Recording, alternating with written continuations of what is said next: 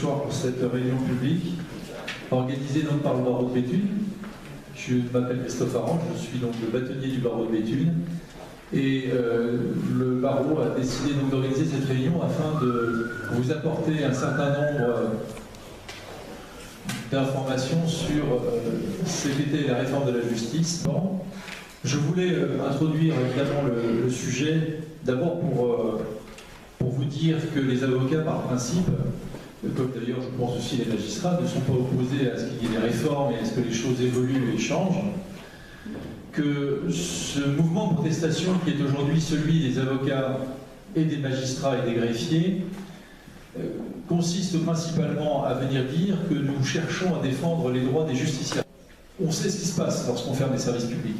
Et ceux qui ont vécu dans leur ville ou leur village la fermeture d'un bureau de poste, ceux qui constatent qu'il y a moins de trains qui viennent dans les gares et s'arrêtent pour desservir leur ville ou leur village, eh bien, ne peuvent que faire le constat que, malheureusement, lorsque c'est comme ça, eh bien, les gens ne restent pas.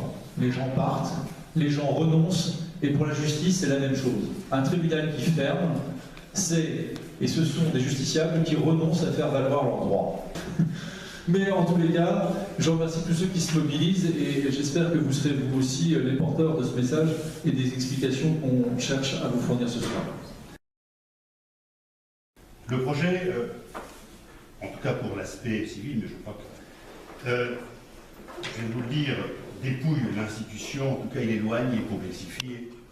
Pour illustrer mon propos, j'ai extrait de ce projet de loi 5 exemples. D'abord, la saisine du tribunal de grande instance. On sera à l'avenir saisi le tribunal de grande instance. Sauf, dit le texte, dans des matières qui seront prévues par un décret, on sait aujourd'hui très douloureusement rien, et sauf au-delà d'un seuil de compétence, c'est-à-dire un taux de compétence, par exemple au-dessus de 5 000 €, toute saisine du tribunal de grande instance devra être précédée à peine d'irrecevabilité que le juge pourra soulever d'office au choix des parties ou d'une tentative de conciliation menée par un conciliateur de justice, évidemment pas de nature à accélérer le processus judiciaire, ou d'une tentative de médiation, même observation, ou d'une procédure participative, là encore, l'observation. Donc, le constat qu'on peut faire de cette première illustration, c'est que la saisine du tribunal de grande instance est rendue plus lente, plus difficile, parce qu'à peine d'irrecevabilité, vous devez avoir tenté de régler amiablement une litige.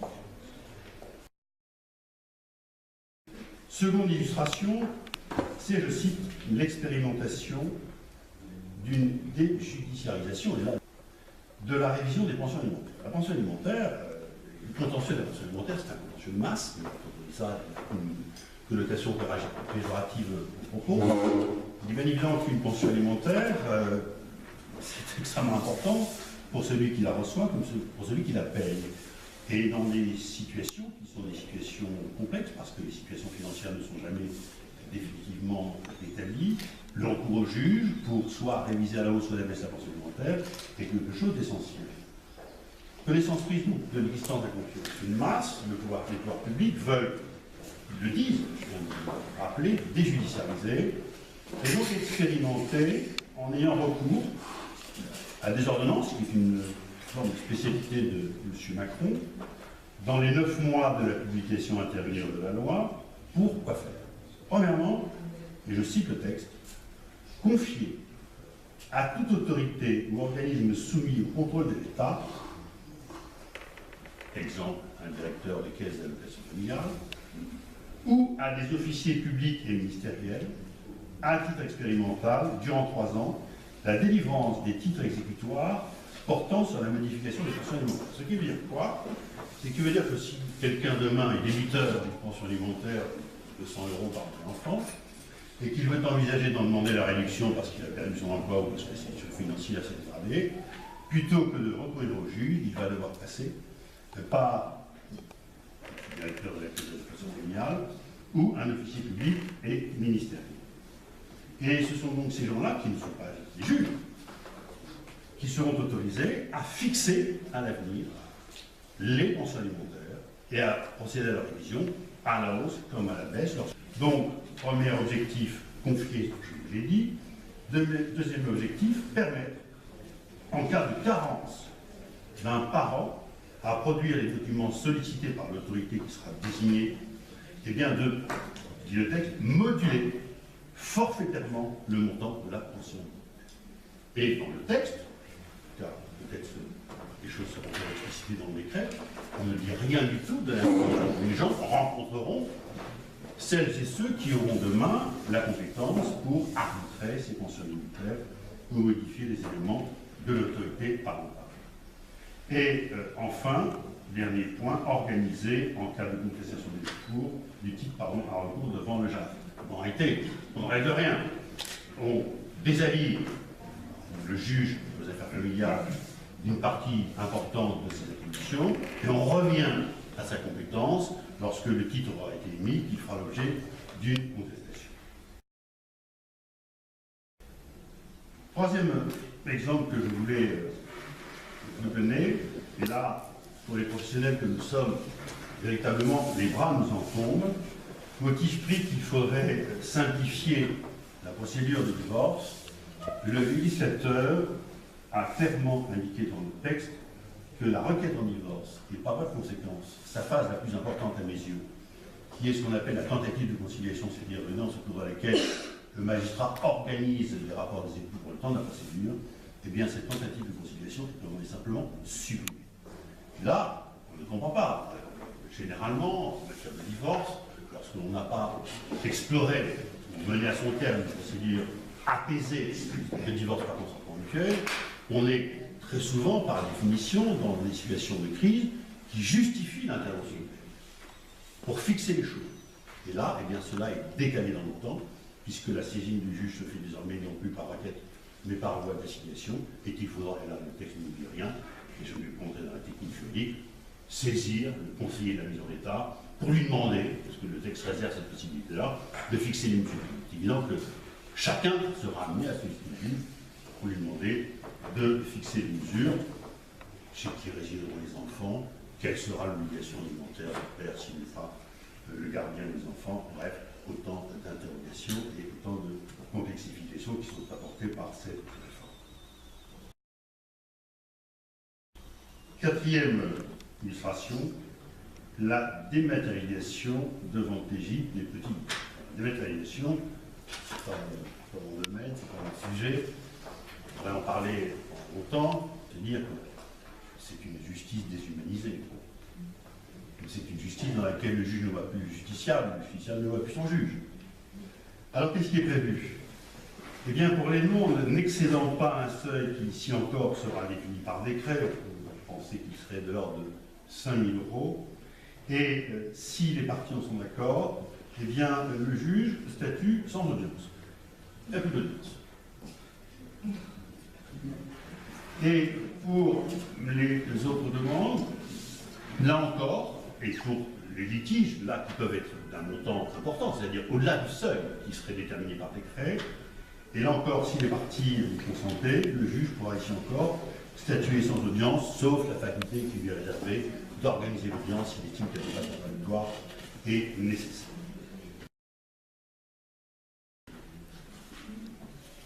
Dernier point, c'est la création en matière d'injonction impayée. L'injonction impayée, c'est la procédure qui permet en matière contractuelle de venir demander au juge de délivrer un titre, c'est-à-dire un jugement de condamnation de son adversaire, sur les seuls éléments qui sont fournis par le demandeur à la procédure.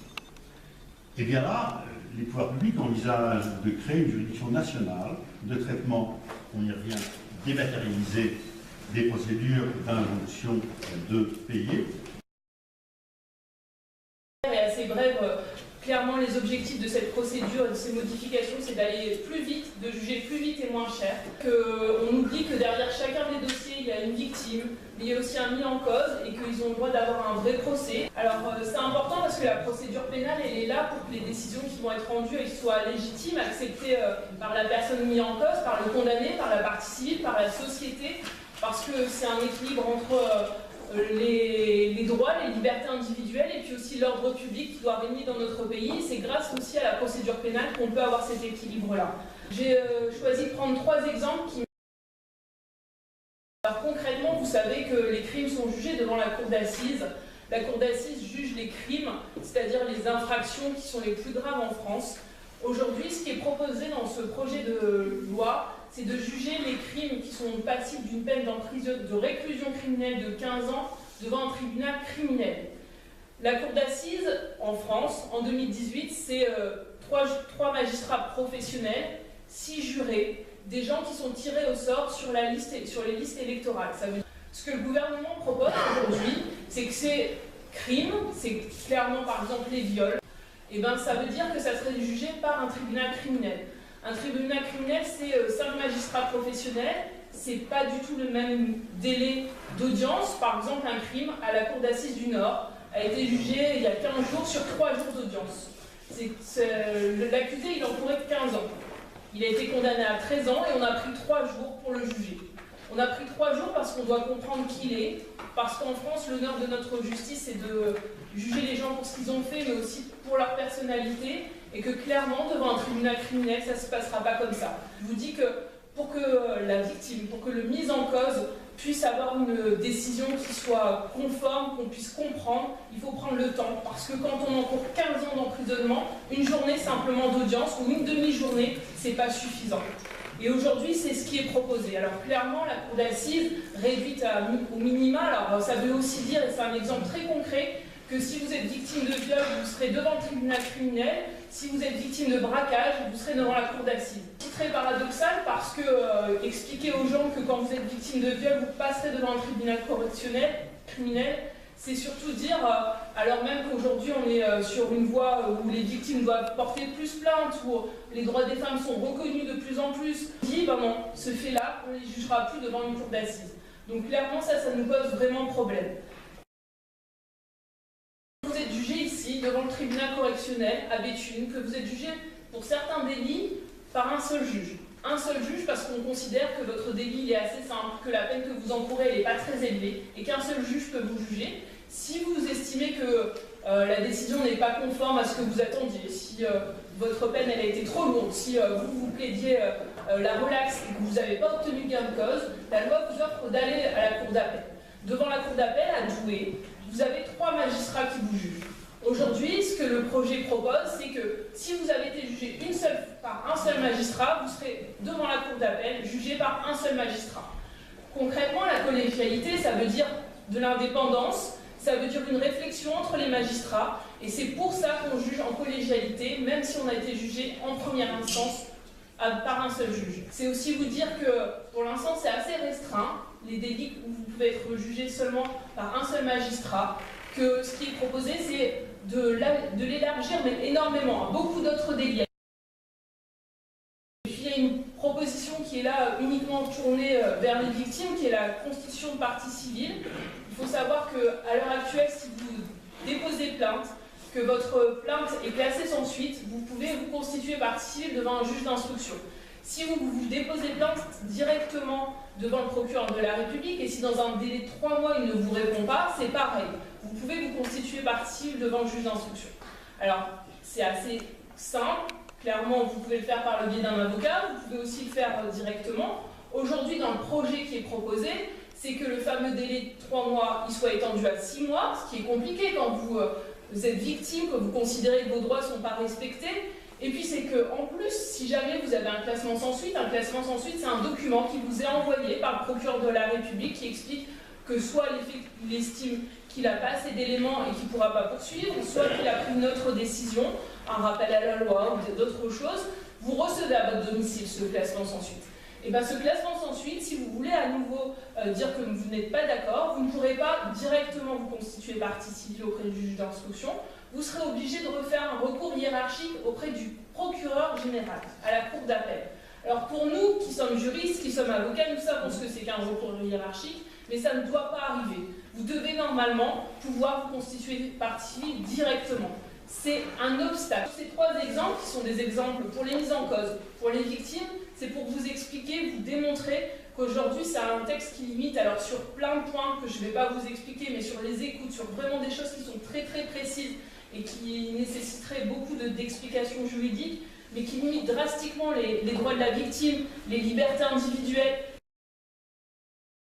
Chargé de faire un petit point sur cette transformation numérique de la justice. Alors, la ministre de la Justice qui a proposé les chantiers de la justice et qui a présenté ces chantiers de la justice est venue indiquer que cette transformation numérique était, pour reprendre ces termes, le cœur du réacteur de l'intégralité de la transformation de la justice.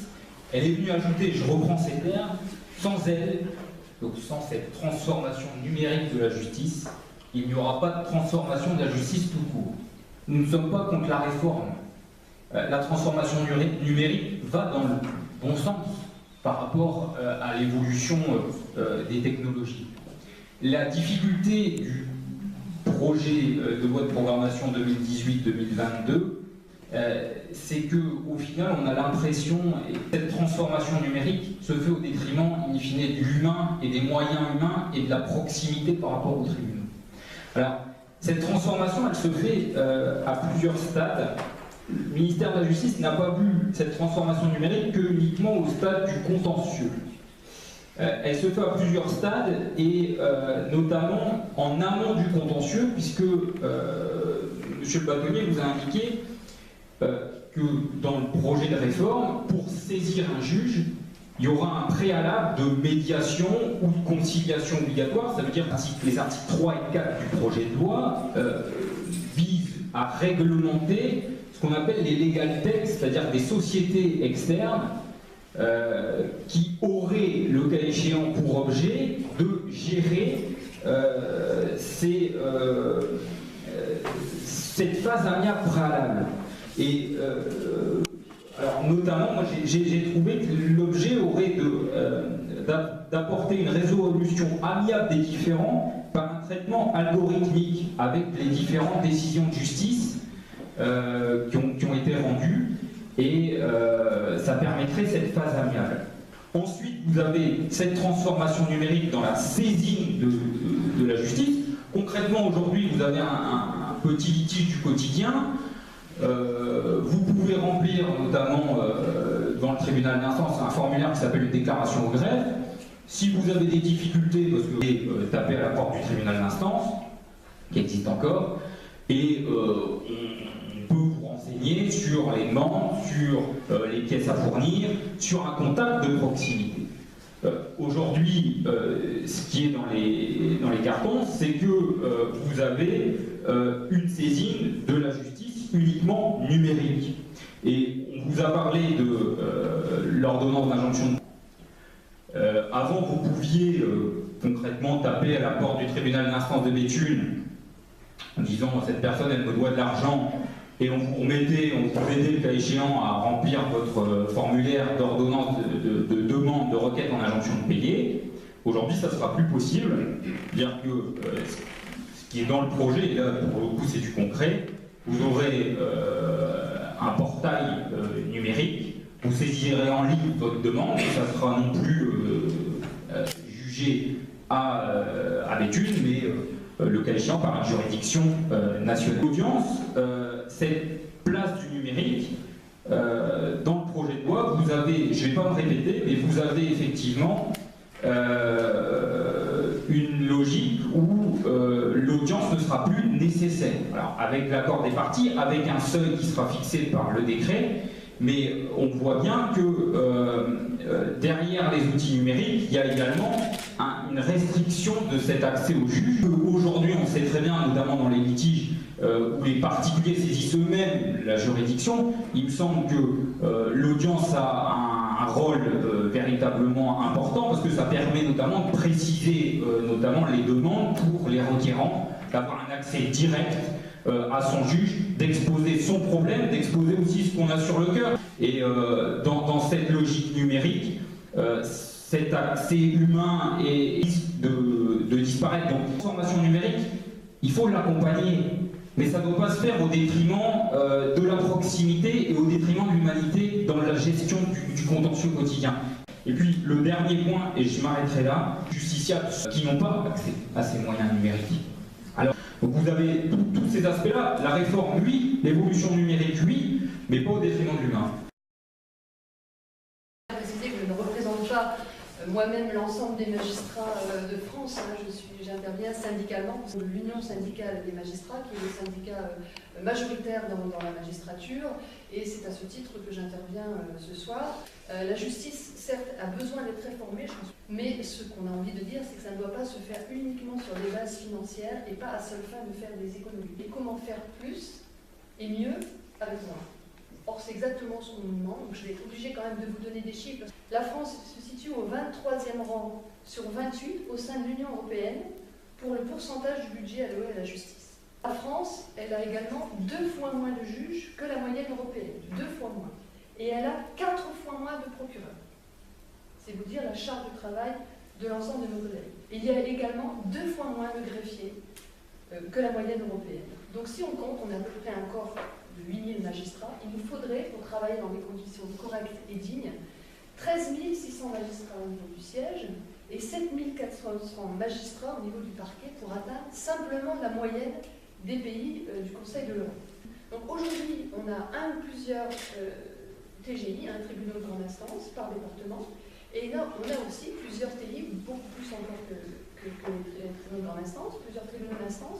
Et ceux-là sont quand même importants, et je voulais vous en parler, parce que ce sont des tribunaux qui connaissent les contentieux les plus proches des gens. Et des gens également les plus démunis. S'il n'y a plus de TI, plusieurs TI par département, on va demander à des personnels hospitaliers de faire un trajet en ambulance de 100 km pour que les personnes soient auditionnées. Ben, c'est concrètement, ça peut être ça. Et si on applique la réforme voulue actuellement, eh bien, en réalité, les tribunaux d'instance, en tant que tels, n'existeront plus sur le papier. Et les juges d'instance, je peux vous assurer, c'est une fonction qui a un spectre d'intervention très très large et qui demande une véritable formation pointue et détaillée. Eh bien, il n'y aura plus demain, si on suit cette réforme, il n'y aura plus de juge d'instance. Ce sera l'un des juges nommés au TGI, qui pourra donc, si on suit cette réforme, un jour pourra être juge aux affaires familiales, un jour pourra être juge de l'exécution, un juge pourra être juge pénaliste, et un autre jour faire des baux locatifs. Enfin voilà, on nous propose de devenir souvent ce que j'appelle des VRP de la justice, ou alors des pions interchangeables entre les tribunaux.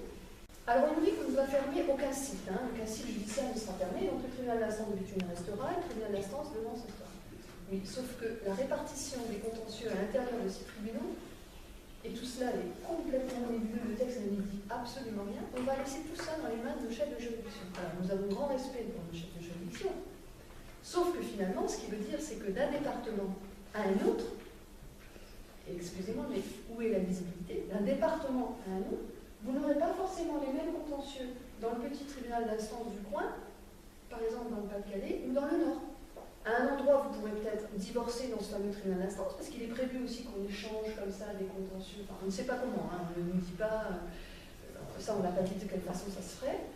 Et donc ces tribunaux d'instance qui viendraient des chambres détachées, on peut leur envoyer des contentieux qui actuellement sont au TGI. Alors ça peut paraître sur le papier très joli, sauf que tout ça, ça s'appelle en fait la mutualisation des moyens. Une plus grande flexibilité.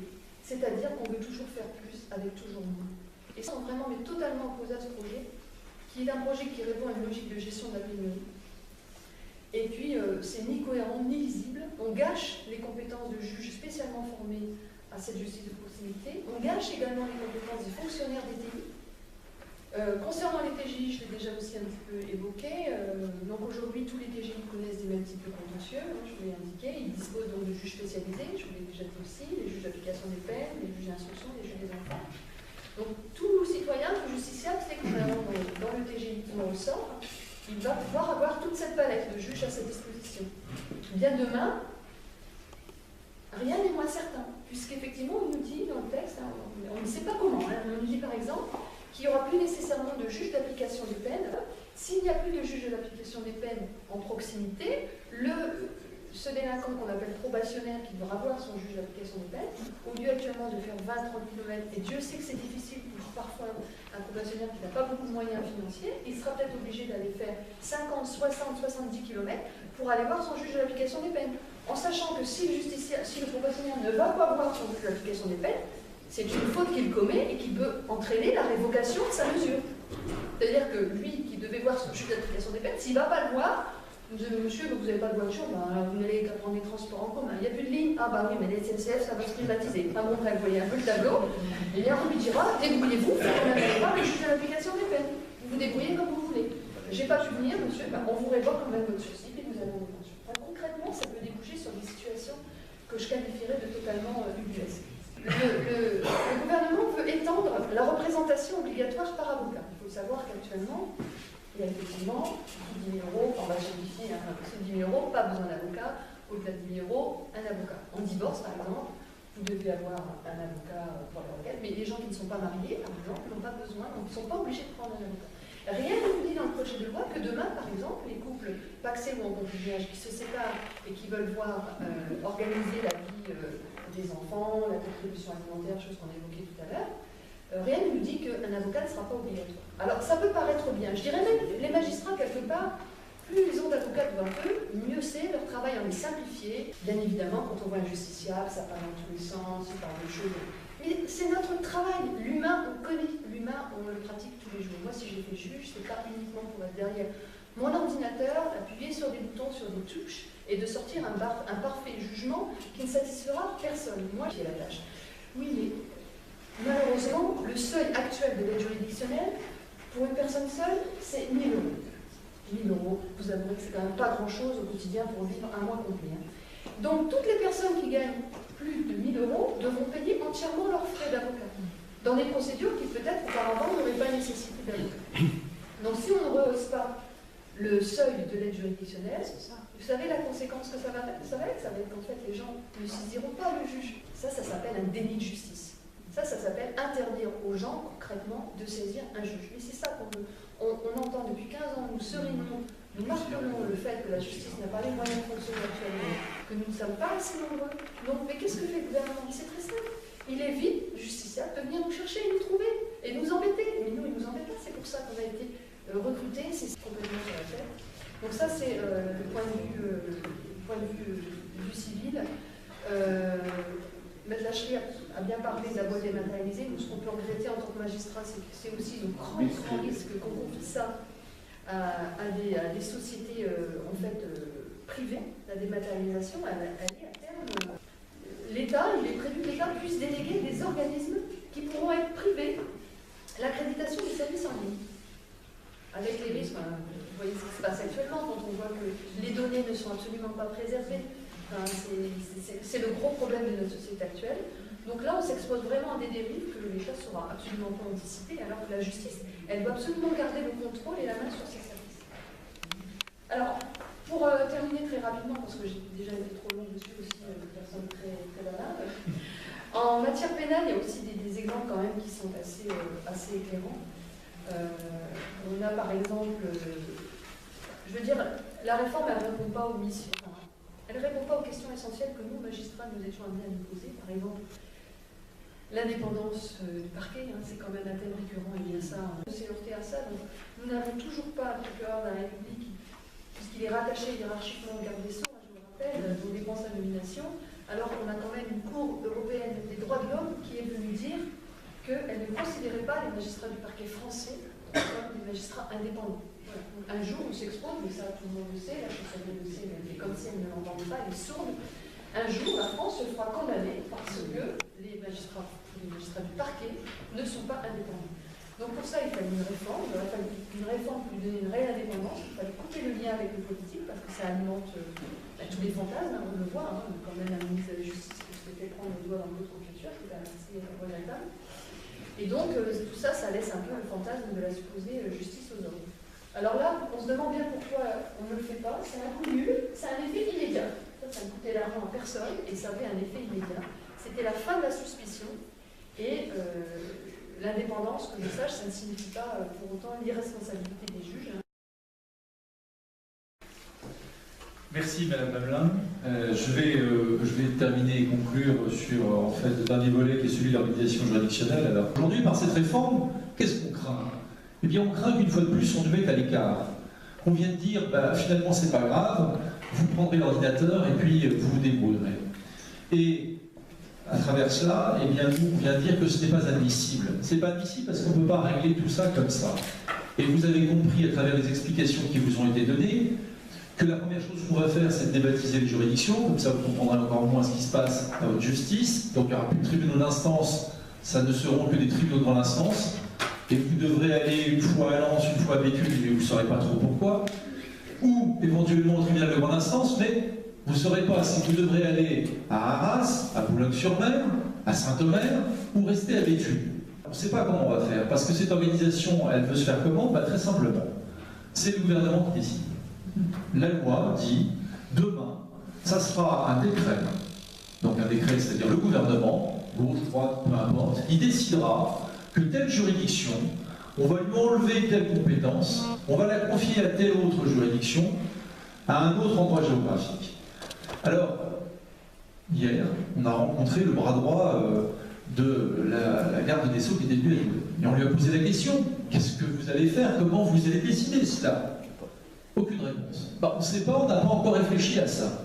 Alors vous dites, mais on ne comprend pas, vous voulez faire une loi qui veut tout changer et vous ne nous dites même pas sur quels critères vous allez décider que telle juridiction va juger de tel type d'affaires et tel autre d'un autre type d'affaires. Ça paraît invraisemblable. Eh bien c'est ce qui nous a été répondu et c'est ce qui nous inquiète.